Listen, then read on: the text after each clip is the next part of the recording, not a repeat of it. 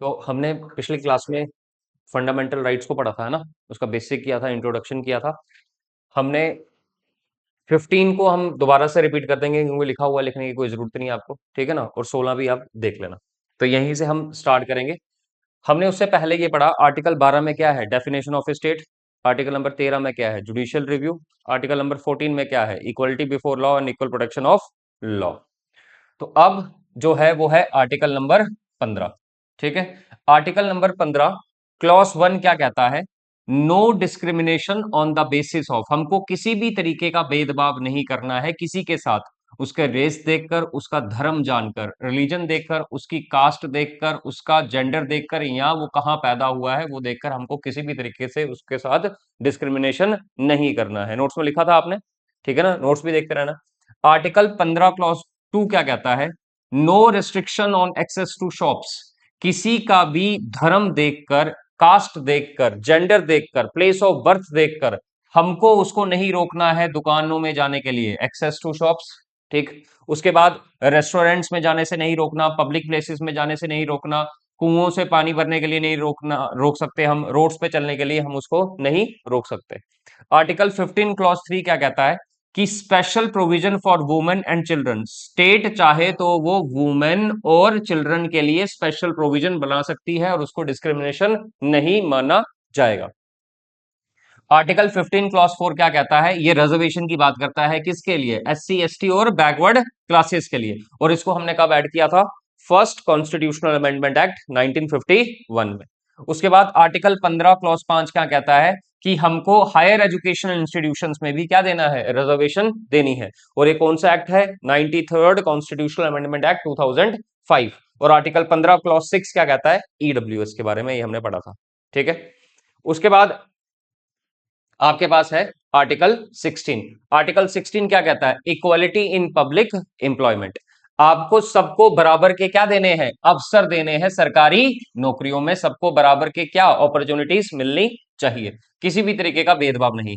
Article 16 clause 1 और clause 2 की बात है, ये कहता है equality of opportunity in public employment, सबको पब्लिक एम्प्लॉयमेंट, सरकारी नौकरियों में सबको बराबर के अवसर मिलने चाहिए, किसी भी तरीके का डिस्क्रिमिनेशन नहीं होना चाहिए सरकारी नौकरियों में, चाहे वो किसी भी रेस का हो, किसी भी रिलीजन का हो, किसी भी कास्ट का हो, कोई भी सेक्स हो, कोई भी कहीं पर भी रहता हो, रेजिडेंस डिसेंट हो। डिसेंट क्या होता है, वंशवाद। डिसेंट क्या होता है, जैसे वंश हम बोलते हैं, कोई सा भी वंश हो और कहीं पर भी पैदा हो, हमको सरकारी नौकरियों में किसी के साथ भी भेदभाव नहीं करना है। आर्टिकल 16 क्लॉज 3 क्या कहता है, पार्लियामेंट जो है prescribe residence as a condition for certain employment. Parliament, हमने अभी बोला कि रेजिडेंस के नाम पर किसी के साथ भेदभाव नहीं होना चाहिए, जबकि पार्लियामेंट को यह ताकत देता है 16 क्लॉज 3 कि वो रेजिडेंस को कंडीशन बनाकर किसी भी स्टेट या यूटी में सरकारी नौकरियों में डिस्क्रिमिनेशन कर सकती है, ठीक। उसके बाद आर्टिकल 16 क्लॉज 4 क्या कहता है, reservation for SC ST OBC, अगर सरकार को लगता है कि सरकारी नौकरियों में एससी का रिप्रेजेंटेशन, एसटी का रिप्रेजेंटेशन, अदर बैकवर्ड क्लासेस का रिप्रेजेंटेशन कम है, तो उनको क्या दिया जा सकता है, रिजर्वेशन दी जा सकती है। और ये कौन से कॉन्स्टिट्यूशनल अमेंडमेंट में लिखा था, 77th कॉन्स्टिट्यूशनल अमेंडमेंट एक्ट 1995, ठीक। और बाकी फिर 81st भी वही कहता है। आर्टिकल 16 क्लॉज 5 और 16 क्लॉज 6 क्या कहता है, रिलीजियस इंस्टीट्यूशंस में reserve post for a particular religion, कोई भी रिलीजियस इंस्टीट्यूशन है वो अपने इंस्टीट्यूशन के लिए कोई भी पोस्ट रिजर्व कर सकती है अपनी धर्म के लिए, तो इसको भी हम डिस्क्रिमिनेशन नहीं मानेंगे। और आर्टिकल 16 क्लॉज 6 क्या कहता है, वही ईडब्ल्यूएस के लिए 10% क्या है, रिजर्वेशन, ये हमने पढ़ा था। तो यहां पर ए 103rd कॉन्स्टिट्यूशनल अमेंडमेंट एक्ट भी ईडब्ल्यूएस के लिए कहता है, क्या कहता है, reserves 10% jobs and educational seats for the journal upper caste category with family income below 8 lakh per annum, साल की उनकी 8 लाख से सैलरी कम होनी चाहिए और 5 एकड़ से कम उनके पास एग्रीकल्चर जमीन है, तो वो ईडब्ल्यूएस की कैटेगरी में आते हैं। ये हमने डिस्कस किया था। अब चलते हैं कुछ इंपॉर्टेंट कंसेप्ट्स में, जैसे मैंने आपको बताया था, कौन कौन सा आर्टिकल बताया था, एक आर्टिकल बताया था मैंने आपको, आर्टिकल 300, आर्टिकल 335, और एक आर्टिकल मैंने बताया आपको, आर्टिकल 340। आर्टिकल 335 और 340, 335 में क्या कहा गया, ये कहा गया कि अगर एससी एसटीज को रिजर्वेशन देने के लिए हमको यह देखना है कि सरकार की काम करने की क्षमता कम ना हो। अगर ऐसा हो तो उसको सरकार को दोबारा से सोचना पड़ेगा। और आर्टिकल 340 क्या कहता है कि प्रेसिडेंट अपने किसी ऑर्डर से बैकवर्ड कोई किसी भी कमीशन को क्या करने के लिए, किसी भी कमीशन के बारे में जानने के लिए कोई भी कोई भी बैकवर्ड क्लासेस है उसको जानने के लिए कोई भी कमीशन क्या कर सकता है, अपॉइंट कर सकता है। आर्टिकल 340 में पढ़ा। अब हम आगे चलते हैं। तो एक केस आपको याद रखना है, ये यहां पर है, mister MR. Balaji versus state of Mysore. ये केस थोड़ा ना करवाया था मैंने पहले, करवा दिया। MR. Balaji versus state of Mysore 1962 में सुप्रीम कोर्ट में ये केस जाता है और सुप्रीम कोर्ट क्या कहता है कि जो रिजर्वेशन है वो 50% से ज्यादा नहीं होनी चाहिए। बट अब ये सीलिंग क्या हो गई है, अबॉलिश हो गई है, क्योंकि हमने देखा 10% रिजर्वेशन किसको मिल गई है, ईडब्ल्यूएस को। ठीक, उसके बाद हमने यहां पर देखा, उसके बाद ये हमने पढ़ा था Indira Sawhney versus Union of India case 1993, नहीं पढ़ा, कोई बात नहीं।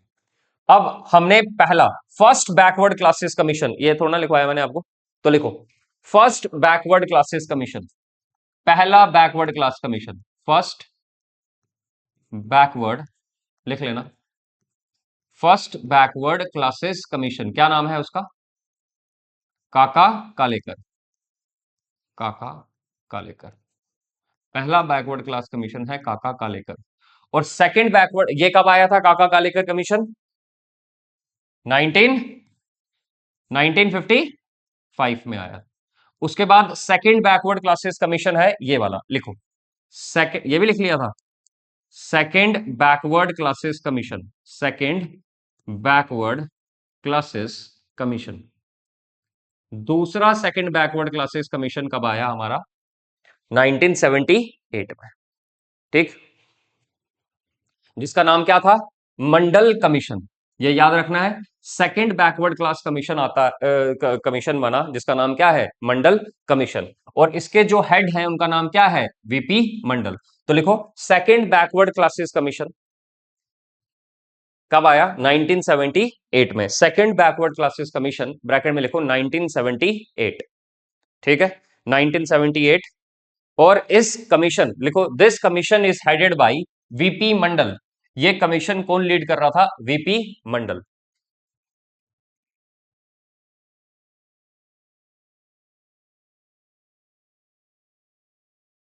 ठीक है, कौन लीड कर रहा था, वीपी मंडल। और इस कमीशन ने भी किस पर काम किया, वर्कड ऑन बैकवर्ड क्लासेस, जो कौन है, सोशली एंड एजुकेशनली बैकवर्ड।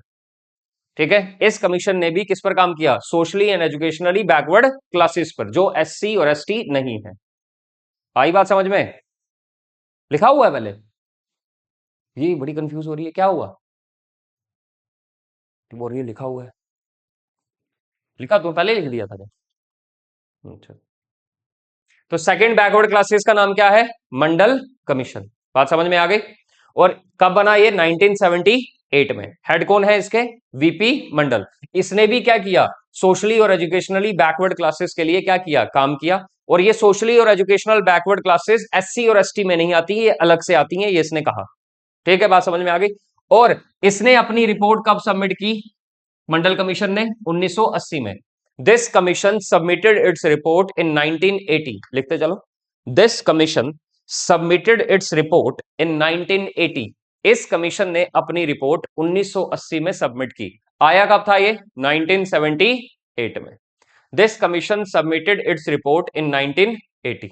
ठीक है, तो सेकंड बैकवर्ड क्लासेस कमीशन का नाम क्या है, मंडल कमीशन, और इसके हेड कौन है, वीपी मंडल। और इसने अपनी रिपोर्ट कब सबमिट की है, 1980 में। 1980 में इसने अपनी रिपोर्ट सबमिट करी। और इसने भी किस पर काम किया, socially and educationally backward classes पर, जो एससी और एसटी नहीं है।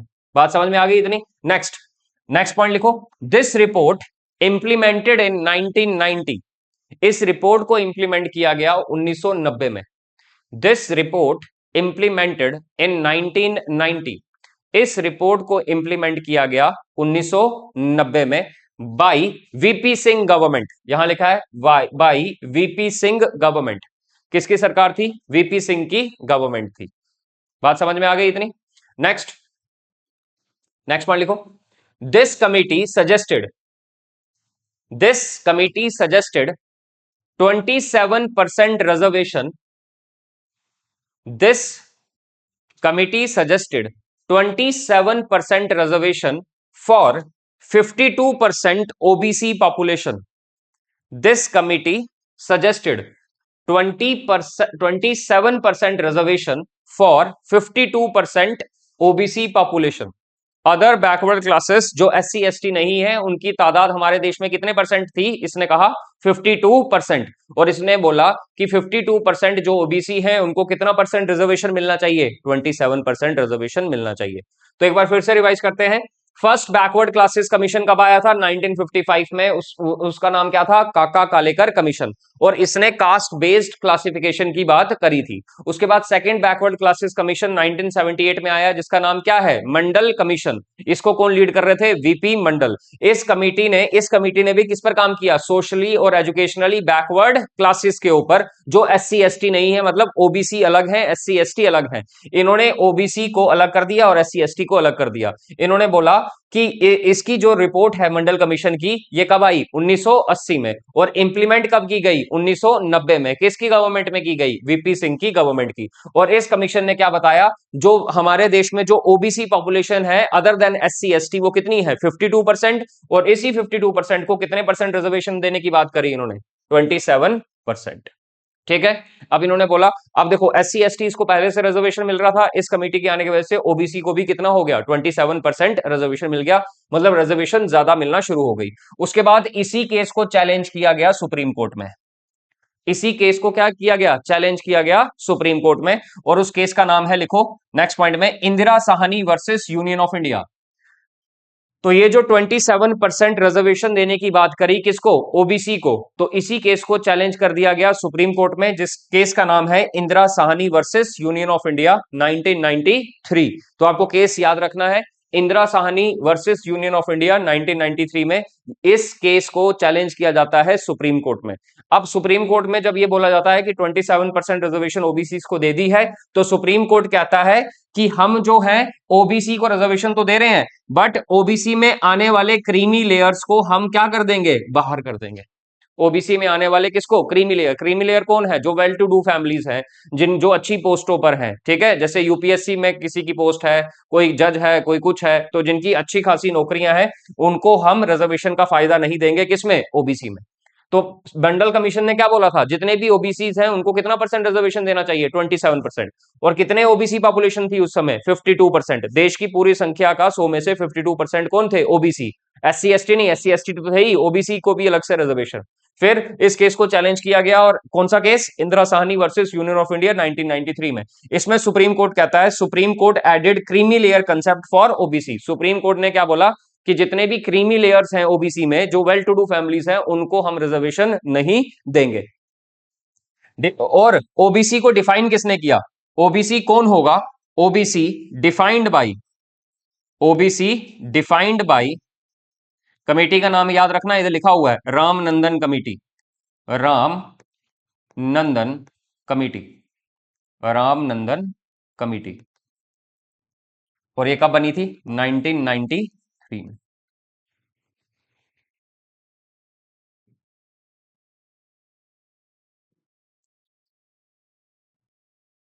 रामनंदन कमेटी।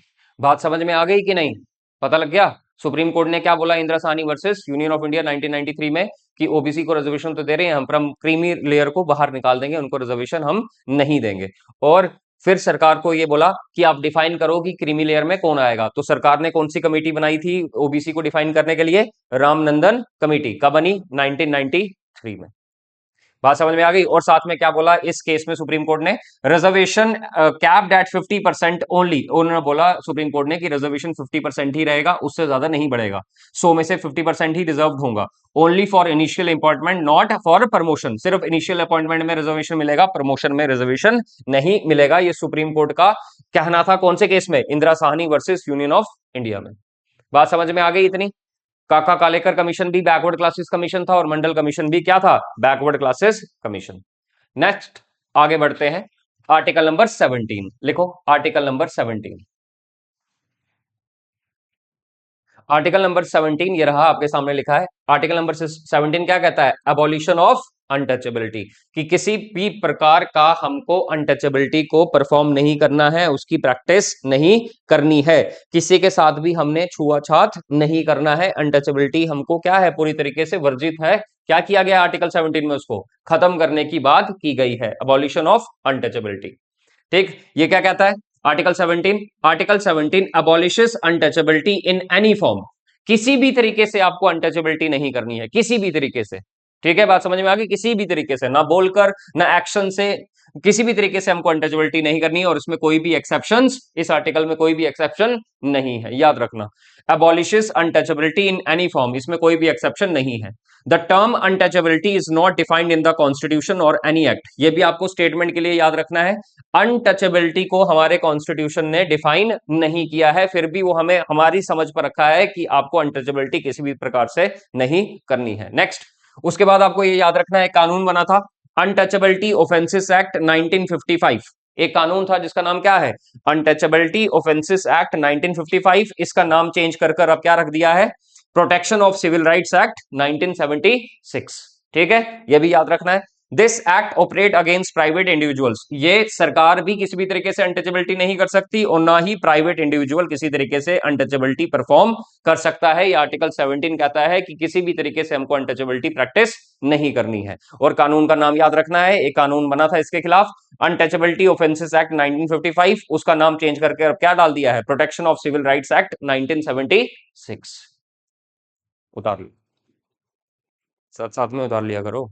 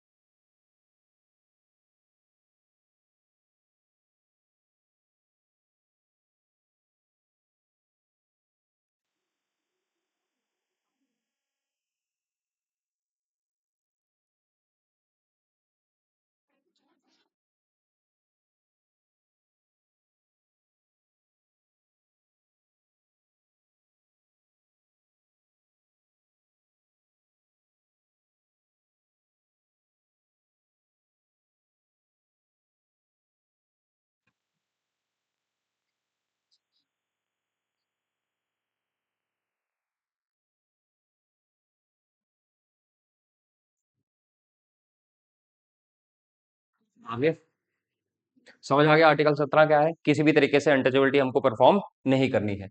आर्टिकल नंबर 18 पे आ जाओ, ये कहता है abolition of titles except military and academic. इसका मतलब क्या है, हमको किसी भी तरीके का टाइटल अपने नाम के आगे ना अपने नाम के पीछे जोड़ना है।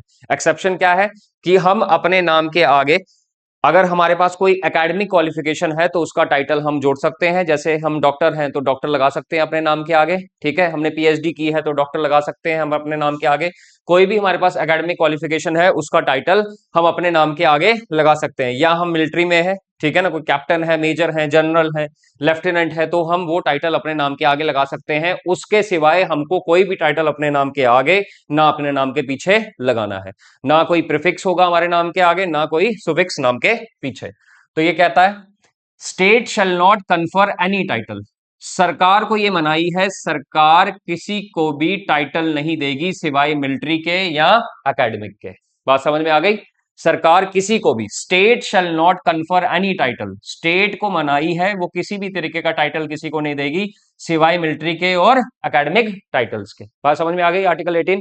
फिर लिखा है, नेक्स्ट पॉइंट क्या लिखा है, citizens of India shall not accept any title from a foreign state. अगर कोई फॉरेन स्टेट भारत के नागरिक को कोई टाइटल देने की कोशिश करती है तो यह भी सरासर क्या है, गलत है।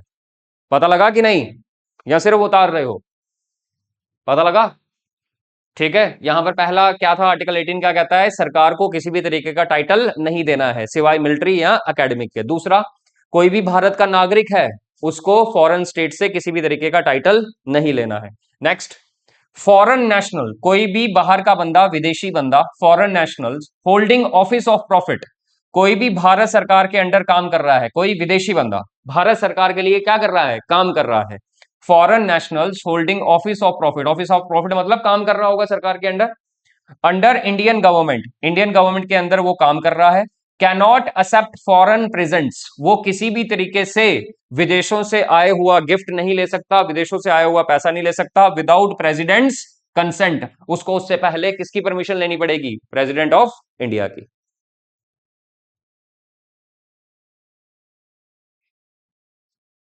लगा कि नहीं?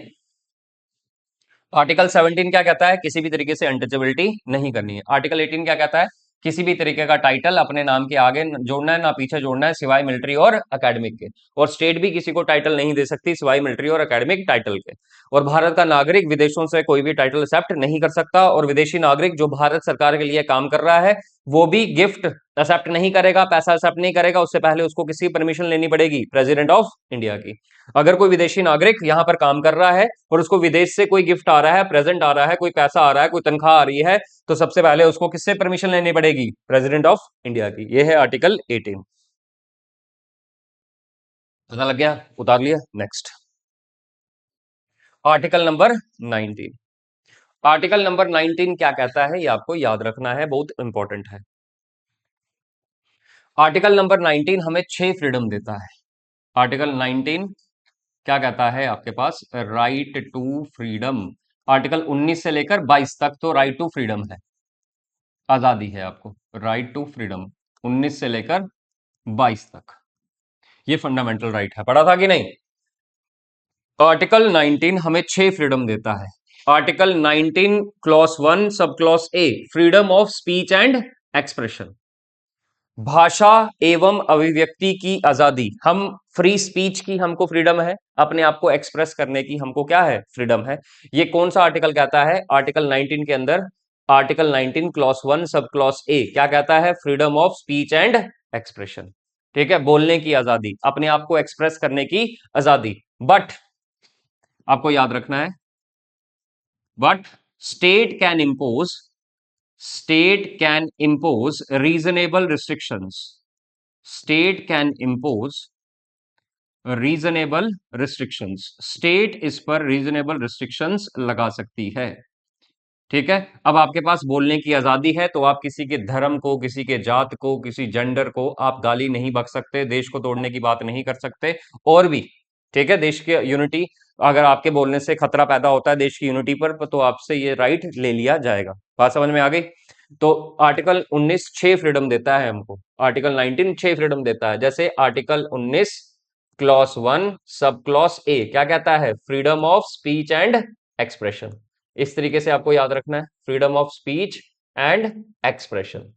फिर उसके बाद आपका है article 19, article 19 clause 1 sub clause B, article 19 clause 1 sub clause B, B क्या कहता है आपका, इसी तरीके से याद रखना है, ऐसे नहीं उतार देना, बी यहां लिखा है, फ्रीडम ऑफ पीसफुल असेंबली, ऐसे, फ्रीडम ऑफ असेंबली इकट्ठे होने की आजादी, फ्रीडम ऑफ असेंबली। बात समझ में आ गई? फिर सी क्या कहता है, कौन सा, फ्रीडम ऑफ एसोसिएशन, ग्रुप्स बनाने की आजादी, एसोसिएशन बनाने की आजादी। उसके बाद डी क्या कहता है आपके पास, डी यहां लिखा है, डी क्या कहता है, फ्रीडम ऑफ मूवमेंट, क्या कहता है, फ्रीडम ऑफ मूवमेंट, भारत में कहीं पर भी जाने की आजादी, फ्रीडम ऑफ मूवमेंट। उसके बाद ई क्या कहता है, यही लिखा हुआ है ई आपके पास, ई लिखा है फ्रीडम ऑफ रेजिडेंस, कहीं पर भी रहने की आजादी, फ्रीडम ऑफ रेजिडेंस। ठीक, डी, एफ जो था हमारे पास, एफ जो है वो था राइट टू प्रॉपर्टी, वो किसका अधिकार था, राइट टू प्रॉपर्टी, पर हमने बताया, मैंने आपको राइट टू प्रॉपर्टी को क्या कर दिया है, डिलीट कर दिया है। एफ जी एच, एच क्या कहता है, एच हमारा, G H, sorry, F G, G तो एफ तो एच नहीं, जी आएगा, जी क्या है, राइट टू या राइट ऑफ प्रोफेशन, कोई भी काम करने की आजादी, प्रॉपर्टी को अब डिलीट कर दिया है। तो ये हमारे पास 6 राइट्स हैं। 1 2 3 4 5, एफ वाला कट गया है और ये कितना है 6। तो हमारे आपको इसी तरीके से याद रखना है। Article 19 clause 1 sub clause A क्या कहता है? Freedom of speech and expression. B क्या कहता है? Freedom of assembly. सी क्या कहता है? Freedom of association. डी क्या कहता है? Freedom of movement. ई क्या कहता है? Freedom of residence. एफ क्या था? प्रॉपर्टी को लेकर था, उसको क्या कर दिया गया? डिलीट कर दिया गया। और जी क्या कहता है? Freedom of profession. बात समझ में आ गई? इसको इसी तरीके से याद करना है। और article 19 clause 1 sub clause A freedom of speech and expression. Article 19 clause 1 sub clause B freedom of assembly. Article 19 clause 1 sub clause C freedom of association. Article 19 clause 1 और sub clause D freedom of movement. Article 19 clause 1 sub clause E freedom of residence. Article 19 clause 1 sub clause G freedom of profession. और property को हमने क्या कर दिया? Delete कर दिया। तो मैच द फॉलोइंग में ऐसे क्लॉजेस दिए होंगे, फिर आपको क्या करना पड़ेगा? इसको मैच करना पड़ेगा। इसको आपको इसी तरीके से क्या करना है? याद रखना है।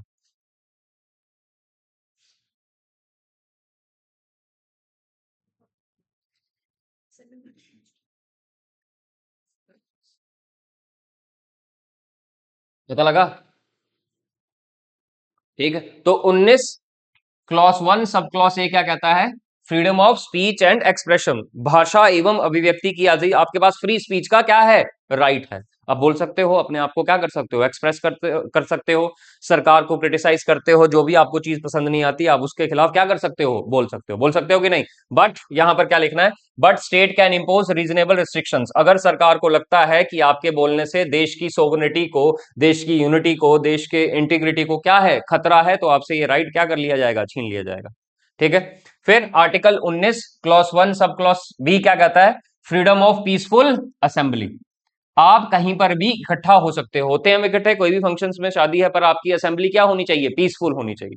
अगर पीसफुल असेंबली में क्या हो गया? आप मार्चेस निकालते हो, मार्च निकालते हो, ठीक है ना, कैंडल मार्च हो गया, तिरंगा यात्रा हो गई, रैली हो गई, तो आप रैलीज निकालते हो, मार्चेस निकालते हो, बट वो क्या होने चाहिए? पीसफुल होने चाहिए। ठीक है, हथियार लेकर नहीं जा सकते, किसी को डराने धमकाने नहीं जाना है। रैलीज निकालते हो, प्रोसेशंस, अपना गुस्सा व्यक्त करते हो, तो ये सब हो सकता है, बट कैसे हो सकता है? पीसफुल तरीके से। ठीक है। फिर आगे लिखना है, राइट टू स्ट्राइक जो है वो फंडामेंटल राइट नहीं है, ये भी लिख लेना। It this article does not include right to strike. हड़ताल करना, जो स्ट्राइक करना, तोड़फोड़ करना, यह आपका फंडामेंटल अधिकार नहीं है। बात समझ में आ गई? नेक्स्ट, रिस्ट्रिक्शंस इस आर्टिकल पे लगाई जा सकती हैं अगर देश की सोवरेनिटी पे खतरा है, public law and order problem हो सकती है, आपके इकट्ठा होने से कहीं पर देश के भाईचारे को खतरा है, तो आप पर क्या लगाई जाएंगी? पाबंदियां लगाई जाएंगी, और आपका जो राइट है असेंबली का, ये आपसे क्या कर लिया जाएगा? छीन लिया जाएगा। तो कभी कभार क्या होता है कि अगर सरकार को लगता है कि लोगों के इकट्ठा होने से लॉ एंड ऑर्डर की प्रॉब्लम है, तो वो सेक्शन 144 सुना होगा आपने, कर्फ्यू लग जा, सेक्शन 144 लगा देती है, जहां पर क्या बोला जाता है कि 5 से ज्यादा लोग इकट्ठा नहीं हो सकते। तो सेक्शन 44 अगर लगा दिया जाए तो वो इस आर्टिकल का वायलेशन नहीं होगा। क्यों? क्योंकि सरकार ने तभी लगाया है अगर उनको लग रहा है कि लॉ एंड ऑर्डर की, लोगों के इकट्ठा होने से लॉ एंड ऑर्डर की प्रॉब्लम हो सकती है। बात समझ में आ गई? आर्टिकल 19 क्लॉज 1 सब क्लॉज सी ये कहता है फ्रीडम ऑफ एसोसिएशन। एसोसिएशन का मतलब क्या है? आप कोई भी ग्रुप बना सकते हो, बनता नहीं है? तो टीचरों का ग्रुप होता है, ट्रेड यूनियन होता है कि नहीं? आप कोई भी पॉलिटिकल पार्टीज बना सकते हो, पॉलिटिकल पार्टीज भी बनती है, वो भी ग्रुप में आता है। कोई भी कोऑपरेटिव सोसाइटीज बना सकते हो आप, इसके बारे में। पर आपको ये याद रखना है, इसमें भी क्या है? रिस्ट्रिक्शंस लगाई जाती हैं। अगर आपका कोई ग्रुप इलीगल है, इमोरल एक्टिविटीज करता है सोसाइटी में, तो आपको वो बनाने से क्या किया जाएगा? रोका जाएगा। क्लियर हो गई बात? ठीक है। और आर्टिकल 19 क्लॉज 1 सब क्लॉज सी क्या कहता है? This article is not allowed for police. Police वाले देखा आपने, अपना कोई ग्रुप बनाते हैं और धरने पे बैठते हैं, को नेशनल हाईवे ब्लॉक कर रहे हैं पुलिस वाले धरने पर बैठकर, नहीं होता ना? तो ये जो पुलिस है, आर्मी है, नेवी है, एयरफोर्स है, उनको ये अधिकार, फ्रीडम ऑफ एसोसिएशन का अधिकार नहीं होता। ठीक है। फिर आगे सी हो गया, अब आएंगे डी पर। डी का मतलब क्या है? Freedom of movement. आप इंडिया में कहीं पर भी जाओ, आप जम्मू से दिल्ली जाओ, दिल्ली से कन्याकुमारी जाओ, कन्याकुमारी से बाढ़ में जाओ, किसी को कोई फर्क नहीं पड़ता। ठीक है। फ्रीडम ऑफ मूवमेंट है, आपको कहीं पर भी जाने की, आने की क्या है? आजादी है, but subject to reasonable restriction. आपके जाने से लॉ एंड ऑर्डर की प्रॉब्लम आती है तो आपको रोक लिया जाएगा। बात समझ में आ गई? और ई क्या कहता है? Freedom of residence. आप भारत में, इंडियन टेरिटरी में कहीं पर भी रह सकते हो, रह सकते हैं, कोई रोक टोक नहीं है। फिर भी क्या है? इसमें क्या है? रिस्ट्रिक्शंस हैं। ठीक है। अगर आपको कहीं रहना है, कहीं जाना है, तो आपको कई इलाके ऐसे होते हैं, जैसे शेड्यूल एरियाज हैं जो सरकार ने नोटिफाई किए हैं, भाई यहां पर जाने के लिए परमिशन चाहिए तो आप वहां नहीं जा सकते। मिलिट्री और डिप्लोमेटिक एरियाज होते हैं, वहां पर आपकी मूवमेंट नहीं हो सकती, वहां पर आपको रोका जाता है। कर्फ्यू अगर कहीं लगा है तो वहां पर भी आपको क्या किया जाता है, रोका जाता है। बट ये सारा आपको याद रखना है, ये आर्टिकल आपको अधिकार तो देते हैं, फ्रीडम तो देते हैं, बट इनके ऊपर रिस्ट्रिक्शंस भी हैं। रिस्ट्रिक्शन वही कि आपके जाने से, रहने से, लॉ एंड ऑर्डर की प्रॉब्लम हो सकती है, देश की यूनिटी को खतरा है, तो आपको क्या किया जाएगा, रोका जाएगा। ठीक है। नेक्स्ट आता है आपके पास 19 clause 1 sub clause F, right to property. इसको हमने डिलीट कर दिया, ये हमने पढ़ा था, ठीक है ना। राइट टू प्रॉपर्टी को डिलीट कर दिया है, कौन से एक्ट के तहत, 44th कॉन्स्टिट्यूशनल अमेंडमेंट एक्ट 1978। अब ये फंडामेंटल राइट नहीं है, अब ये क्या बन गया है, मैंने बताया था, लीगल राइट। अब right to property legal right है और इसको आर्टिकल 300A में जगह दी गई है, ये मैंने आपको बताया था। उसके बाद 19(1) सब क्लॉज जी, ये क्या कहता है, right to profession. Right to profession मतलब कोई भी आप ट्रेड कर सकते हो, कोई भी बिजनेस कर सकते हो, कर सकते हो ना, अपनी मर्जी है। बट रिस्ट्रिक्शंस ये हैं कि आपका कोई बिजनेस इमोरल नहीं होना चाहिए, इलीगल नहीं होना चाहिए, जिससे देश के खतरा है, सोसाइटी को खतरा है। बात समझ में आ गई। तो right to profession, trade, business, state can do. अब एक आपको ये याद रखना है, एक कानून पास किया था, फर्स्ट कॉन्स्टिट्यूशनल अमेंडमेंट एक्ट 1951। इसमें क्या कहा गया है, state can do monopoly on some trade. अब आप ट्रेड करना चाहते हो, बट कुछ चीजें ऐसे हैं जिसपे सरकार ही ट्रेड कर सकती है, आप नहीं ट्रेड कर सकते, जैसे रेलवे, ठीक है ना, तो सरकार उससे पैसा कमाती है, तो वो आप नहीं कर सकते। तो यहां पर लिखा है फर्स्ट कॉन्स्टिट्यूशनल अमेंडमेंट एक्ट 1951 कहता है स्टेट कैन डू मोनोपोली, सरकार अपने पास अधिकार रख सकती है कुछ चीजों को लेकर, ठीक है। उसमें आप ये नहीं बोल सकते कि हमको भी वो ट्रेड करना है तो हमको करने नहीं दिया जा रहा। रिस्ट्रिक्शंस लगाई जा सकती हैं, trade must not be illegal, trade illegal नहीं होना चाहिए अगर आप कोई काम कर रहे हो, इमोरल नहीं होना चाहिए। और कुछ प्रोफेशन, अगर आपको कोई डॉक्टर बनना है तो उसके लिए आपके पास एकेडमिक क्वालिफिकेशन होनी चाहिए, इंजीनियर बनना है तो होनी चाहिए, बन तो सकते हो आप, बट आपके लिए कंसर्न क्वालिफिकेशन होनी चाहिए उस प्रोफेशन को लेकर। तो बात समझ में आ गई। आर्टिकल 19 क्या देता है हमें, 6 फ्रीडम देता है। क्लियर हो गई बात, पता लग गया, रिवाइज कर लो।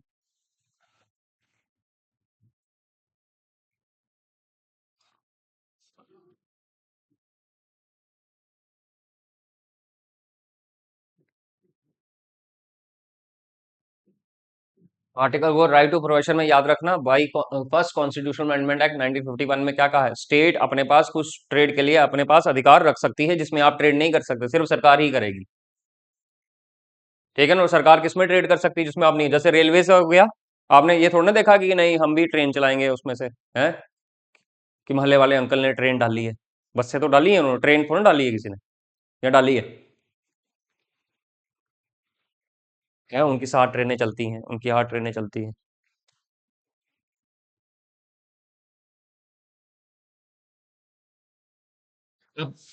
इन शॉर्ट में यह है कि आपको आजादी है, बोलने की आजादी है, अपने आप को एक्सप्रेस करने की आजादी है, इकट्ठा होने की आजादी है, कहीं पर भी आने जाने की आजादी है, कहीं पर भी रहने की आजादी है, ग्रुप्स बनाने की आजादी है, ठीक है, आपको कोई भी काम करने की आजादी है, but subject to reasonable restrictions. अगर आपके इन फ्रीडम से ये नुकसान पहुंचता है देश को तो आपके ऊपर पाबंदियां लगाई जा सकती हैं। पर आर्टिकल 19 हमें 6 फ्रीडम देता है, कौन कौन सा, freedom of speech and expression, freedom of assembly, freedom of association, freedom of movement, freedom of residence और फ्रीडम ऑफ प्रोफेशन। ये याद रखना है आपको ऐसे ही एबीसी के फॉर्म में। ए में क्या है, स्पीच एंड एक्सप्रेशन, बी में क्या है, फ्रीडम ऑफ असेंबली, सी में क्या है, एसोसिएशन, डी में फ्रीडम ऑफ मूवमेंट, ई में freedom of resident, F property था डिलीट हो गया, जी में क्या है, प्रोफेशन। ठीक, चलो आ जाओ next, article number 20। Article number 20, article 20 क्या कहता है, protection against conviction for offences, for offences. Protection against conviction for offences, इसका मतलब क्या है कि अगर आपने कोई जुर्म किया है, वो आप पर सिद्ध हो गया है तो अलग बात है, नहीं हुआ है तो उसके लिए भी आपको प्रोटेक्शन दी जाती है। अगर सिद्ध हो गया है तो उसमें भी आपको क्या है, कानून की तरफ से कुछ प्रोटेक्शंस दी जाती है। Protection against conviction for offences, सबसे पहला, नो डबल जियोपार्डी। समझना इसको, नो डबल जियोपार्डी का मतलब क्या है कि अगर आपने कोई क्राइम किया है और उसकी आप सजा भुगत चुके हो तो दोबारा उस क्राइम के लिए आपको दोबारा कोई सजा और नहीं दी जा सकती, ठीक है। आपने किसी का मर्डर कर दिया है, आप 7 साल की सजा भुगत के आए हो, अब दोबारा आपको उसी मर्डर के चार्ज पर दोबारा सजा नहीं सुनाई जा सकती। मतलब नो डबल जियोपार्डी का मतलब क्या है कोई भी आपने एक बार जुर्म किया है तो आपकी सजा एक ही है, वो डबल सजा नहीं हो सकती। एक बार जो सजा आप काट के आए हो, एक जुर्म की एक ही सजा होगी, दो दो बारी सजा नहीं होगी। बात समझ में आ गई? इसका मतलब क्या है? No double jeopardy. तो ये प्रोटेक्शन ही दे रहा है, आपने क्राइम कर दिया है एक किस्म का, और आप सजा भी भुगत चुके हो, अब उसी किए गए क्राइम की आपको दोबारा सजा नहीं हो सकती, वो होता है नो डबल जियोपार्डी। अपने हिसाब से लिख लेना है इसको, ठीक है। उसके बाद है no self incrimination. No self incrimination क्या कहता है? आपने कोई गुनाह किया है, ठीक है, आपने कोई गुनाह किया है, उसका आप खुद गवाह नहीं बन सकते। बात समझ में आ रही है कि नहीं? मैं क्या बोल रहा हूं कि अगर आपकी तरफ से कोई क्राइम हुआ है, तो क्राइम हुआ है तो आप उसकी खुद गवाही नहीं दे सकते, वो मानी नहीं जाएगी। वो मतलब होता है नो सेल्फ इनक्रिमिनेशन। आपके किए गए गुनाह का आप खुद गवाह नहीं बन सकते। आप पुलिस को आपके खिलाफ क्या करने पड़ेंगे? गवाह ढूंढने पड़ेंगे। आप पुलिस स्टेशन में तो मान जाते हो कि हमने किया, बट कोर्ट में आप क्या बोल दोगे कि मेरे से जबरदस्ती करवाई गई इसलिए मैंने साइन किया, तो वो गवाह ढूंढने पड़ेंगे। बात समझ में आ गई? नो डबल जीओपार्डी का मतलब एक ही सजा मिलेगी, एक जो आपने जुर्म किया उसी की एक सजा होगी जो आप भुगत रहे हो, दोबारा उस जुर्म की आपको सजा नहीं मिलेगी। नो सेल्फ इंक्रिमिनेशन का मतलब क्या है? आपके किए गए जुर्म का आप खुद गवाही नहीं दे सकते। तीसरा, no ex post facto law. ये समझना, ये क्या होता है no ex post facto law? इसका मतलब ये है कि अगर मान के चलो आज मैं किसी को फोन करके जान से मारने की धमकी देता हूं, मेरे खिलाफ एफआईआर लगती है, मैं अरेस्ट होता हूं, तो अगर आज के डेट में उसकी सजा 3 महीने है, तो मुझे सजा किसकी मिलेगी? 3 महीने ही मिलेगी। अगर मान के चलो आज से महीने के बाद ये कानून में चेंज आता है कि अब किसी को जान से मारने की धमकी की सजा 3 महीने नहीं 3 साल है, तो मैं अभी अंदर ही हूं जेल में, तो मुझे 3 साल वाली सजा नहीं मिलेगी। मुझे कौन सी सजा मिलेगी? जिस दिन मैंने क्राइम किया था, जो सजा चल रही थी, जो कानून था, उसी हिसाब से मिलेगा। पता लग गया? No expect post facto law, ठीक है ना? जिस दिन जो सजा है वही सजा मेरे को मिलेगी, आगे कानून जो मर्जी चेंज होता रहे, मुझे उसी हिसाब से क्या मिलेगी? सजा मिलेगी। जैसे आजकल जैसे जुवेनाइल है ना, 14 साल से कम बच्चों को बाल सुधार केंद्र में भेजा जाता है, ठीक है। जैसे मान के चलो आज किसी बच्चे ने कोई गुनाह किया, 14 साल का है, उसको बाल सुधार केंद्र में भेज दिया, ठीक। अब कल को कानून चेंज हो जाता है और बोलते हैं नहीं, उनको भी जेल में डालना है, ठीक है। तो जिनको बाल सुधार केंद्र में रखा है उनको जेल में नहीं डाला जाएगा, वो बाल सुधार में रहेंगे, क्योंकि जिस दिन उन्होंने क्राइम किया सजा वही थी जो उनको मिली। बात समझ में आ गई कि नहीं? हाँ। तो नो डबल जियोपार्डी, डबल सजा नहीं हो सकती आपके किए गए जुर्म का। दूसरा क्या है? नो सेल्फ इंक्रिमिनेशन, आपने किए गए गुनाह का आप खुद गवाह नहीं बनोगे। No ex post facto law, जो आपने क्राइम किया जिस दिन जो सजा थी वही आपको सजा मिलेगी, ठीक है। No person convicted except for violation of law, no penalty greater than prescribed by law. No person convicted except for violation of law, किसी को भी कन्विक्ट नहीं करना है, अगर उसने वायलेशन किया है कानून का तो ही वो कन्विक्ट होगा। बात समझ में आ गई ना? वही कन्विक्ट होगा। No penalty greater than prescribed by law, और कानून में जो सजा है वही मिलेगी, उससे ज्यादा नहीं मिल सकती। ये प्रोटेक्शन है कि नहीं? प्रोटेक्शन। यहां पर आपने अपराध कर दिया है, अब आपने अपराध कर दिया है, फिर भी आपको क्या मिल रही है? प्रोटेक्शन मिल रही है। जैसे no double body, no self incrimination, no expose facto law. और आपको अगर कन्विक्ट कर भी रहे हैं तो आपने कोई वायलेशन किया हो कानून का तभी आपको कन्विक्ट करेंगे, ऐसे नहीं करेंगे। साथ में कोई भी पेनल्टी है जो कानून में लिखी है वही मिलेगी, उससे ज्यादा बढ़कर नहीं मिल सकती, ठीक है। Next, article number 21, protection of life and personal liberty. जीने की आजादी, और जीने की कैसी आजादी? विद डिग्निटी, इज्जत से रहने की आजादी। सिर्फ आप सांस ले रहे हो, खाना खा रहे हो, यही राइट टू लाइफ नहीं है, आप इज्जत से भी जियो, डिग्निटी से जियो, ये भी क्या है? Right to life. तो 21 इंपॉर्टेंट है। 21 क्या कहता है? Protection of life and personal liberty, ठीक है। बात समझ में आ गई? सिर्फ खाना पीना सांस लेना ही आपका राइट वो नहीं है कि आप जिंदा हो तो प्रोटेक्शन लाइफ है। आप इज्जत से रहो, पर्सनल लिबर्टी हो, आपके पास आजादी हो, सोचने की आजादी हो, ठीक है, अपने तरीके से रहने की आजादी हो, तभी तो आप आजाद माने जाओगे। बात समझ में आ गई? सिर्फ सांस ले रहे हो वो नहीं है राइट टू लाइफ। अपनी तरह से जीने की आजादी, ठीक है। अपनी तरह से जीने की आजादी कब होगी? जब आप खुद के डिसीजन खुद ले सकते हो, ठीक है। और खुद के डिसीजन कब लोगे? जब आपके पास क्या होगी? एजुकेशन होगी। तो आर्टिकल नंबर 21 में क्या कहता है? Protection of life and personal liberty. Article number 21 में और क्या क्या चीजें आती हैं ये आपको याद रखना है। जैसे राइट टू डिसेंट इन्वायरमेंट, आपका ये अधिकार है कि आपको जीने के लिए एक अच्छा इन्वायरमेंट मिले, वातावरण मिले। राइट टू लाइवलीहुड, आप अपनी जीविका कमाने के लिए काम कर सको। राइट टू प्राइवेसी, ये याद रखना एग्जाम में पूछा है, राइट टू प्राइवेसी भी आर्टिकल 21 में आता है। Right to shelter, right to health, ये भी आपका किस में आएगा, आर्टिकल नंबर 21 में। Right to free education up to 14 years, 14 साल से कम जो बच्चे हैं उनको क्या है, मुफ्त शिक्षा का क्या है, अधिकार है, ये भी 21 में आता है। राइट टू इंफॉर्मेशन, सूचना का अधिकार भी 21 में आएगा।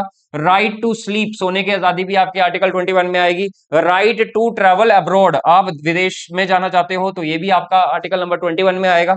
Right to electricity, right to reputation, right to hearing, ये सारा किसमें आता है, आर्टिकल नंबर 21 में आता है, ये याद रखना। और article number 21 capital A, capital A का मतलब क्या है, अमेंडमेंट। अमेंडमेंट मतलब इसको हमने क्या जोड़ा होगा, बाद में जोड़ा होगा। जब भी आप किसी आर्टिकल के साथ में कैपिटल ए देखो तो इसका मतलब ये है, ये पहले मौजूद नहीं था, बाद में इसको ऐड किया गया है, तो अमेंडमेंट है। जैसे राइट टू एजुकेशन, तो ये जो एक्ट है क्या कहता है, ये 21 A, free and compulsory education for children up to 14 years of age, तो जो 14 साल तक के बच्चे हैं उनको मुफ्त शिक्षा दी जानी चाहिए, आर्टिकल 21 कैपिटल ए कहता है। एजुकेशन दोगे तभी तो वो डिसीजन ले सकता है। बात समझ में आ रही है? आपके पास एजुकेशन नहीं होगी तो आप कैसे अपने डिसीजन ले पाओगे और कैसे आजाद जी पाओगे विद डिग्निटी। डिग्निटी से जीने का मतलब क्या है, सिर्फ खाना खाना, सांस लेना, ये नहीं है राइट टू लाइफ। उसको जिंदगी को अपने तरीके से जीना, अपने तरीके से जिंदगी क्या करना, जीना, डिसीजन लेना। अपने तरीके से कब जियोगे, जब आप क्या कर सकते हो, खुद से डिसीजन ले सकते हो विद डिग्निटी। ये है article 21, protection of life and personal liberty. ठीक है, कुछ भी खाना, कुछ भी पहनना, ये जब तक आप आजाद नहीं होंगे तब तक आप कैसे करोगे। पता लग गया, कर लो रिवाइज इसको।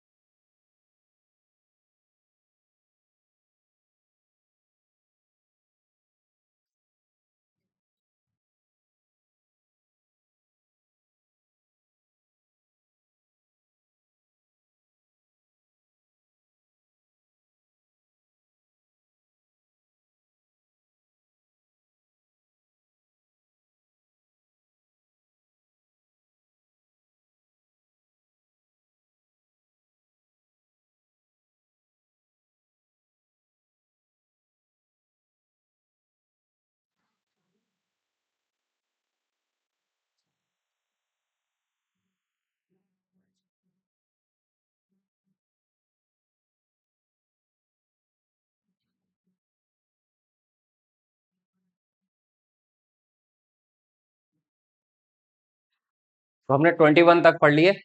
तो आर्टिकल 12 क्या कहता है, डेफिनेशन ऑफ अ स्टेट, देखो बोलो नोट्स, देखो पीछे। आर्टिकल नंबर 12 क्या कहता है, स्टेट की डेफिनेशन बताता है।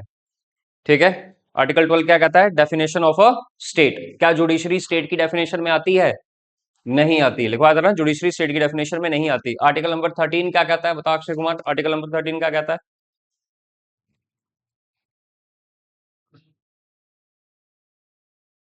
सिर्फ उतार रहा है क्या, घर में पढ़ता नहीं है।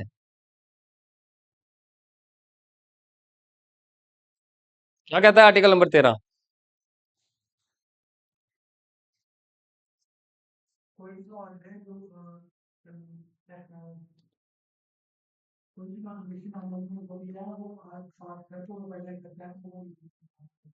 वो क्या नहीं है आर्टिकल, फिर वो आर्टिकल 13 क्या कहता है, वो आर्टिकल 13 आर्टिकल ही नहीं है। आर्टिकल 13 क्या कहता है, कोई भी ऑर्डर हो, कोई भी नोटिफिकेशन हो, कोई भी लेजिस्लेशन हो, कोई भी एक्शन हो, अगर वो पार्ट थर्ड का वायलेशन करता है तो उसको अनकॉन्स्टिट्यूशनल माना जाएगा। यही है आर्टिकल 13। और इसमें जुडिशियल रिव्यू की भी ताकत है सुप्रीम कोर्ट के पास, वो उसको रिव्यू कर सकता है, बता सकता है कि अगर कोई भी आर्टिकल वायलेट कर रहा है आपके फंडामेंटल राइट्स को तो उसको वो क्या कर सकता है, खत्म कर सकता है। आर्टिकल 14 क्या है, equality before law and equal protection of law. Equality before law हमने किस कंट्री से लिया है? ब्रिटेन से, ठीक है, और वो नेगेटिव है, ठीक।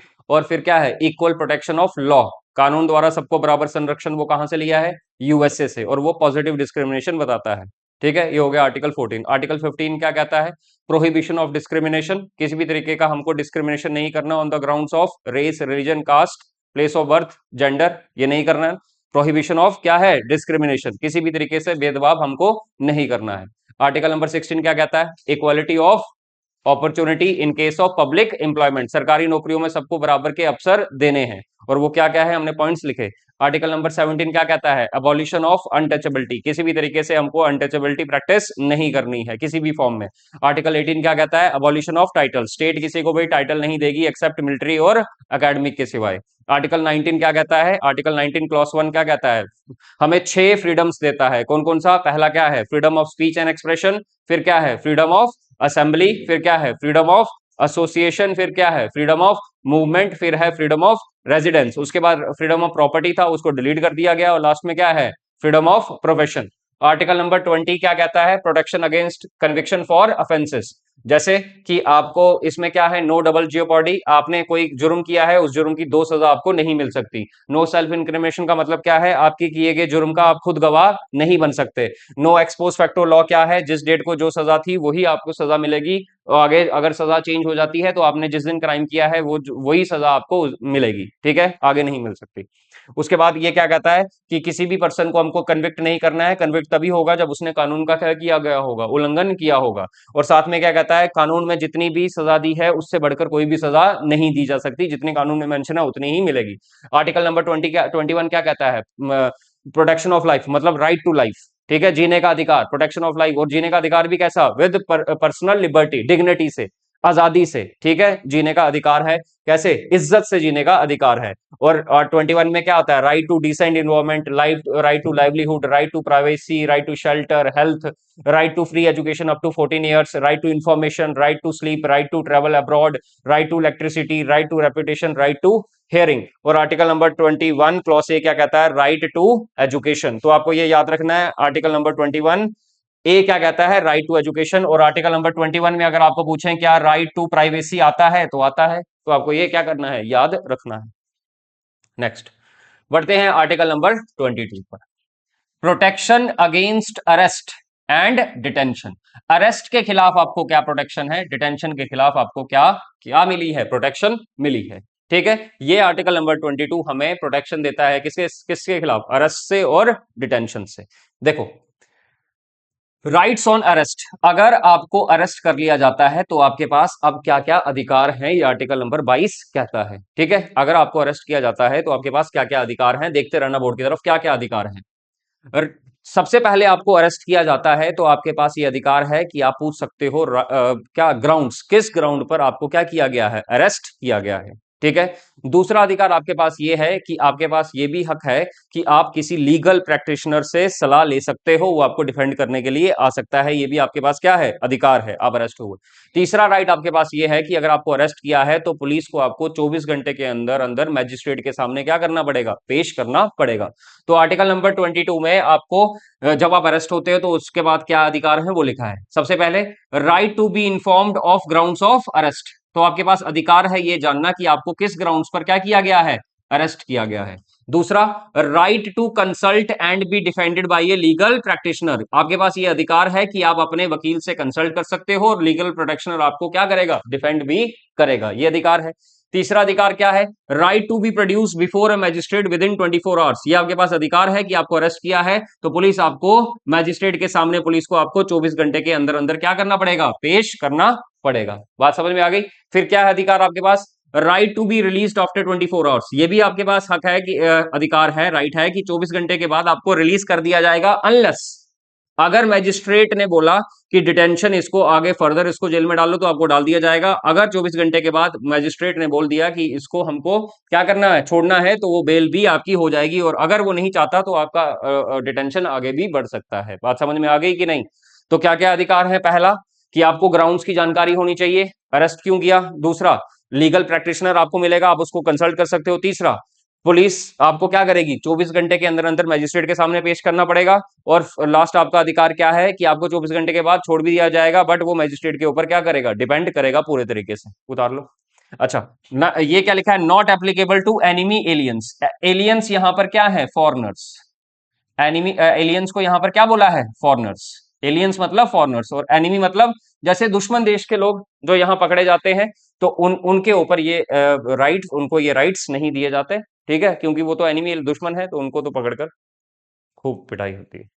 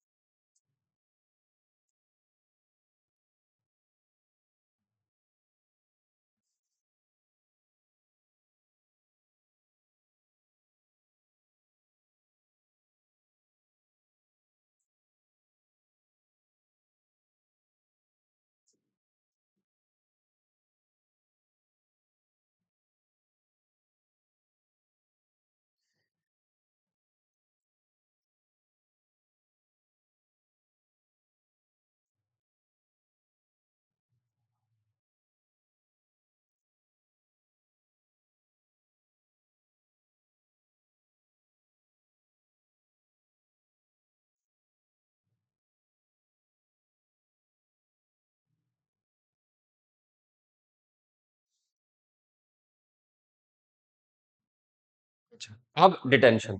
डिटेंशन दो तरह की होती है। एक होती है punitive detention. Punitive punitive detention की आपको डिटेन कर दिया जाएगा, पकड़ लिया जाएगा, प्यूनिटिव डिटेंशन। प्यूनिटिव डिटेंशन होता है आफ्टर द क्राइम, जब आपने क्राइम कर दिया, उसके बाद आपको क्या किया जाएगा, अरेस्ट किया जाएगा। और अरेस्ट करने के बाद फिर आपके ये अधिकार होंगे।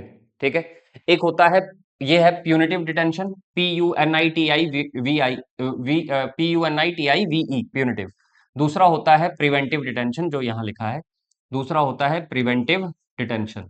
इसका मतलब क्या है, प्रिवेंटिव डिटेंशन का, प्रिवेंटिव डिटेंशन का मतलब है on the basis of suspicion, शक के आधार पर आपको क्या कर लेना, उठा लेना। On the basis of suspicion. ठीक है, कि हमें शक है कि आपने ही ये किया होगा, या आप कर सकते हो, अंजाम दे सकते हो, तो आपको पहले ही क्या कर लिया, पुलिस ने डिटेन कर दिया। ठीक है। पहला है प्यूनिटिव डिटेंशन, वो तो क्राइम आपने कर लिया है, उसके बाद आपको उठाया जाएगा, तो आपके पास ये अधिकार है। ठीक है। उसके बाद होती है प्रिवेंटिव डिटेंशन। प्रिवेंटिव मतलब पहले से ही आपको शक के आधार पर क्या कर लेना, उठा देना। ठीक है। अब प्रिवेंटिव डिटेंशन में क्या है, शक के आधार पर, जैसे मान के चलो आपके मोहल्ले में कोई मर्डर हो जाता है और आप पहले से ही मर्डर की सजा काट कर आए हो। अब वहां पर पता नहीं लग रहा है मर्डर किसने किया, और पुलिस को अब किसी पर तो शक होगा, वो किस पर जाएगा, आप पर ही जाएगा। हो सकता है कि आगे मर्डर ना हो जाए, तो आपको प्रिवेंटिव क्या कर लिया जाएगा, डिटेन कर दिया जाएगा on the basis of suspicion. बात समझ में आ गई, तो ऐसे कर सकते हैं। अब प्रिवेंटिव डिटेंशन में क्या है, article 22 does not protect preventive detention. ठीक है। आर्टिकल 22 प्रिवेंटिव डिटेंशन को प्रोटेक्ट नहीं करता। अब आपको डिटेन कर दिया गया है, तो ये अधिकार तो आपके थे, पर आपको शक के आधार पर क्या किया है, डिटेन किया है, तो वो प्रोटेक्ट नहीं करेगा। ग्राउंड्स क्या है, सिक्योरिटी ऑफ द स्टेट। अगर आपको, सरकार को लगता है कि सरकार के लिए अगर सरकार को लगता है कि इससे सिक्योरिटी कंप्रोमाइज हो सकती है, तो आपको डिटेन कर दिया जाएगा। या फिर सरकार को लगता है लॉ एंड ऑर्डर की प्रॉब्लम हो जाएगी आपके बाहर रहने से, तब आपको डिटेन कर लिया जाएगा। या सरकार को लगता है कि आप असेंशियल सर्विसेज में क्या कर सकते हो, बाधा उत्पन्न कर सकते हो। असेंशियल सर्विसेज समझते हो, कोई असेंशियल चीजें हैं, जैसे कोरोना के समय पर क्या था, ऑक्सीजन थी, एसेंशियल सर्विसेज, दूध दही था, दवाइयां थी। ठीक है, एसेंशियल सर्विसेज में आता है। तो उसमें आप रोक उसमें आप हल्ला हुल्ला करके रोक सकते हो, उसको उसको क्या कर सकते हो, कोई भी चीज, मतलब एसेंशियल सर्विसेज में आप बाध्य कर सकते हो, मतलब आप क्या कर रहे हो, वर्ड नहीं आ रहा है, क्या कर सकते हो, जैसे आप, सरकार को लगता है कि आप क्या कर सकते हो, रोक सकते हो इन सब चीजों को। ठीक है, तो आपको आपको डिटेन कर दिया जाएगा। डिफेंस और फॉरेन अफेयर्स की कोई मसले हैं, उस पर आप क्या कर सकते हो, कुछ ऐसा कर सकते हो जिससे सरकार को लगता है खतरा है, तो उससे भी आपको क्या कर लिया जाएगा, डिटेन कर दिया जाएगा। ठीक है। अब आपको जब डिटेन कर दिया गया तो detention can not exceed 3 months, 3 महीने से ज्यादा आपकी डिटेंशन नहीं हो सकती। 3 महीने के लिए आपको क्या कर दिया जाएगा, डिटेन कर दिया जाएगा। आर्टिकल 22 प्रिवेंटिव डिटेंशन को नहीं बचाता। क्यों? क्योंकि यहां पर तो आपको 24 घंटे के अंदर मैजिस्ट्रेट के सामने पेश करना ही था। बट अगर आपको प्रिवेंटिव डिटेन किया है तो आपकी डिटेंशन कितने महीने तक की हो सकती है, 3 महीने तक की हो सकती है। यहाँ तो मैजिस्ट्रेट था ही नहीं, है ना, 24 घंटे के अंदर तो डिटेन कर दिया। उसके बाद 3 महीने से ज्यादा आपको डिटेन कर सकते हैं नहीं कर सकते, वो एक एडवाइजरी बोर्ड पर डिपेंड करता है। उस एडवाइजरी बोर्ड में कौन होते हैं, हाई कोर्ट के जजेस, वो ये फैसला लेते हैं इसको, इसकी डिटेंशन 3 महीने से ज्यादा बढ़ानी है या नहीं बढ़ानी है। बात समझ में आ गई इतनी? फिर उसके बाद लिखा है जो डिटेन्यू है, डिटेन्यू मतलब जिसको क्या किया गया है, डिटेन किया गया है, must be informed of grounds and given opportunity to represent. उसको फिर बताया जाएगा कि किस ग्राउंड्स पर उसको डिटेन किया गया, और उसको अपॉर्चुनिटी अवसर भी दिया जाएगा कि वो अपने आप को क्या कर सकता है, डिफेंड कर सकता है। बात समझ में आ गई? पता लग गया? डिटेंशन दो तरह की होती है, एक होती है प्यूनिटिव डिटेंशन, वो क्या है, आफ्टर द क्राइम, क्राइम के बाद आपको डिटेन किया जाएगा।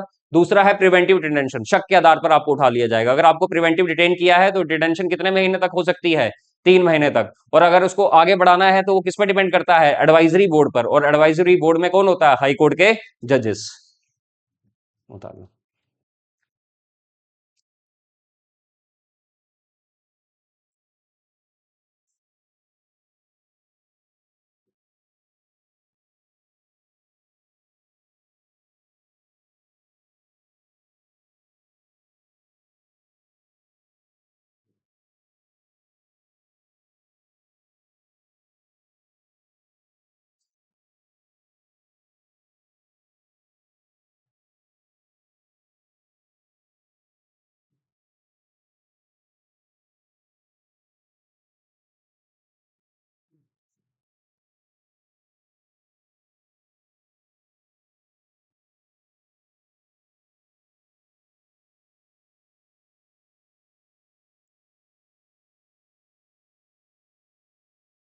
तो देता हूं टाइम बताने के लिए। आ गया आर्टिकल 23 और आर्टिकल 24।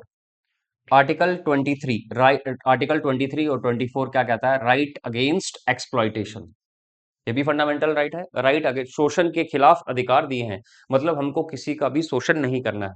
एक्सप्लॉइटेशन का मतलब right against exploitation. Article number 23 क्या कहता है, प्रोहिबिशन ऑफ फोर्स्ड लेबर, किसी से भी जबरदस्ती का काम नहीं करवाना है। ठीक है, आर्टिकल नंबर 23 क्या कहता है, प्रोहिबिशन ऑफ फोर्स्ड लेबर।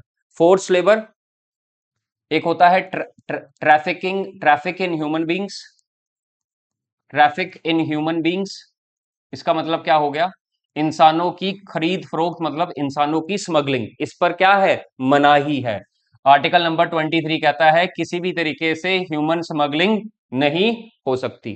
ठीक है, कोई भी इंसान है उसको आप बेच या खरीद नहीं सकते। दूसरा, फोर्स्ड लेबर, किसी से भी जबरदस्ती आप काम नहीं करवा सकते, और अगर काम करवा रहे हो तो उसको बराबर की दिहाड़ियां भी आपको क्या करनी पड़ेगी, देनी पड़ेगी। जबरदस्ती आप किसी से काम नहीं ले सकते। एक होता है बॉन्डेड लेबर, इसकी भी मनाही है, बंधुआ मजदूर। बॉन्डेड लेबर का मतलब क्या हो गया, जैसे कि किसी की फैमिली के बाप दादाओं ने आगे किसी से क्या लिया था, उधार में पैसे लिए थे। अब उधार में पैसे लिए हैं तो वो वापस देने हैं, कई केसेस में वो नहीं दे पाते पैसे वापस, तो इंटरेस्ट चढ़ता रहता है, तो इंटरेस्ट भी खत्म करना होता है। तो उस वजह में क्या होता है, उस पूरी फैमिली को क्या करना पड़ता है, काम करना पड़ता है। और जब वो काम करेंगे तो वो इंटरेस्ट खत्म करने के लिए कर रहे हैं, उनको दिहाड़ियां नहीं मिलती, तो ये भी क्या है, गुनाह है। बॉन्डेड लेबर भी आप किसी से नहीं करवा सकते। तो तीन चीजें आपको याद रखनी है आर्टिकल 23 में, कि ट्रैफिक इन ह्यूमन बींग्स की मनाही है, फोर्स लेबर की मनाही है, बॉन्डेड लेबर की क्या है, मनाही है। तो यहां आर्टिकल नंबर 23 क्या आता है, prohibition of forced labour. Traffic in human beings, traffic in human beings का मतलब क्या हो गया, किसी भी तरीके से इंसानों को ना बेच सकते हैं ना खरीद सकते हैं, इंसान की स्मगलिंग की क्या है, मनाही है। बेगार, ये बैगर नहीं है, भिखारी नहीं, बेगार सिस्टम। बेगार सिस्टम वही है कि आप किसी से मजदूरी करवा रहे हो, बदले में उसको पैसे नहीं दे रहे हो, इसकी भी मनाही है। And all forms of force labour, जितनी भी फोर्स लेबर की फॉर्म्स है, are all are prohibited and punishable. अगर आप ऐसा करते हो तो आपको क्या किया जाएगा, पनिशमेंट दी जाएगी। बात समझ में आ गई? ट्रैफिकिंग इन ह्यूमन बींग्स नहीं करना है, बैगर और जितने भी फोर्स लेबर की फॉर्म्स है वो सारी मनाही है और पनिशेबल है। पता लग गया? नेक्स्ट क्या कहता है, state may impose compulsory service for public purposes without discrimination on grounds of religion, race, caste, class. कुछ कंपल्सरी सर्विसेज के लिए सरकार क्या कर सकती है, ध्यान से समझना इसको। State may impose compulsory services for public purposes without discrimination on the grounds of religion, race, caste, class. अब यहां पर क्या है, स्टेट क्या कर सकती है, कुछ ऐसी सर्विसेज को देश में क्या कर सकती है, कंपल्सरी कर सकती है। जैसे कई देशों में आपने देखा है कि आपको देश की आर्मी में जाना ही जाना है, कुछ देशों में ऐसा है, ठीक है। तो सरकार ने वो क्या किया है, कंपल्सरी किया है। यहां पर भी आर्टिकल ये कहता है कि सरकार क्या कर सकती है, कुछ कंपलसरी सर्विसेज को इंपोज कर सकती है फॉर पब्लिक पर्पसेस, पर उसको जब ये क्या कर रही होगी, इंपोज कर रही होगी, तो उसने किसी भी तरीके का भेदभाव नहीं करना है, ना ही किसी का धर्म देखकर, ना ही कास्ट देखकर, ना ही क्लास देखकर। मतलब ऐसा नहीं है कि वो कंपलसरी सर्विसेज सिर्फ ब्राह्मणों के लिए नहीं, ऐसा नहीं करना है, सबके लिए क्या होंगी, वो लागू होंगी, सिर्फ हिंदुओं के लिए नहीं, सबके लिए क्या होंगी, वो लागू होंगी। बात समझ में आ गई। नेक्स्ट, सरकार ने फोर्स लेबर को खत्म करने के लिए क्या क्या बनाया हुआ है, कानून बनाया हुआ है जिसका नाम है क्या, minimum wages act and immoral trafficking prohibition act 1956। Minimum wages act, minimum दिहाड़ियां सरकार ने रखी हुई है भाई, इतनी दिहाड़ी तो होनी चाहिए, तो वो एक्ट बनाया है। और इमोरल ट्रैफिकिंग प्रोहिबिशन एक्ट, किसी भी तरीके से इंसान की खरीद फरोख्त ना हो इमोरल तरीके से, चाहे इमोरल मतलब आपने बेचना ही नहीं किसी इंसान को। बात समझ में आएगी, ह्यूमन बींग्स की ट्रैफिकिंग है ही नहीं, और ऐसा करते हो तो उसके लिए कानून बना है ये इमोरल ट्रैफिकिंग एक्ट 1956। बात समझ में आ गई। और मिनिमम वेजेस एक्ट, सरकार ने तय किया है कि इतने मिनिमम दिहाड़ियां होनी चाहिए, ताकि किसी के साथ जोर जबरदस्ती नहीं की जा सके, जो काम कर रहा है उसको दिहाड़ी भी मिलनी चाहिए, ठीक है। तो आर्टिकल 23 समझ में आ गया, फोर्स लेबर के खिलाफ है, और किसके खिलाफ है, ट्रैफिकिंग इन ह्यूमन बींग्स के खिलाफ है। और स्टेट कुछ कंपलसरी सर्विसेज क्या कर सकती है, इंपोज कर सकती है फॉर पब्लिक पर्पस, और जब वो कर रही होगी तो उसमें किसी भी तरीके का जात पात या भेदभाव, धर्म नहीं देखेगी, सबके लिए बराबर सर्विसेज होंगी वो, ठीक। नेक्स्ट, आर्टिकल 24 क्या कहता है, प्रोहिबिशन ऑफ चाइल्ड लेबर, किसी भी तरीके से जो चाइल्ड जिसकी उम्र 14 साल से कम है उससे आपने कोई भी काम नहीं करवाना है। कहां पर, इन हजार्डस, काम क्या नहीं होना चाहिए, हजार्डस नहीं होना चाहिए। हजार्डस समझते हो, जान जहां काम किया जा रहा है वहां पर काम हजार्डस, जिंदगी के लिए, उसके लिए खतरा नहीं होना चाहिए। जैसे तंबाकू की फैक्ट्रीज है वहां बच्चे काम नहीं करेंगे, ठीक है ना, फायर क्रैकर्स की फैक्ट्री है वहां काम नहीं करेंगे, और भी जहां पर केमिकल्स बनाए जाते हैं वहां पर बच्चे काम नहीं करेंगे, वो इलीगल है। तो चाइल्ड लेबर की क्या है, मनाही है। क्या कहता है, no child below 14 year shall be employed in any hazardous employment, कोई भी ऐसा काम जिसमें जान का खतरा है वहां पर 14 साल से कम बच्चों को कोई भी काम पर नहीं रखा जाएगा। Next article, state shall prevent children for full, state shall protect children for full development. Article 39 clause F क्या कहता है, ये कहता है, ये आर्टिकल जो 39 एफ है ये डीपीएसपी में है, directory principles of the state policy, ये अलग टॉपिक है। उसमें भी लिखा है कि सरकार को बच्चों को बचाना है ताकि उनकी डेवलपमेंट अच्छी हो सके। 2016 में सुप्रीम कोर्ट के द्वारा कुछ चेंजेस की गई। सुप्रीम कोर्ट ने क्या कहा, चिल्ड्रन कंप्लीटली प्रोहिबिटेड इन हजार्डस एक्टिविटी, जितने भी हजार्डस एक्टिविटी है वहां पर बच्चों को काम पर नहीं लगाना है, कंप्लीटली बैन है।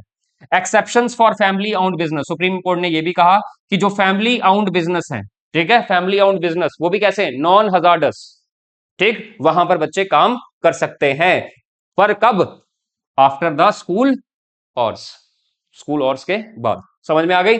आर्टिकल 23 क्या कहता है, किसी भी तरीके का ट्रैफिक नहीं कर, ट्रैफिक इन ह्यूमन बींग्स की मनाही है, फोर्स लेबर की मनाही है, और आर्टिकल 24 क्या कहता है, चाइल्ड लेबर नहीं होनी चाहिए।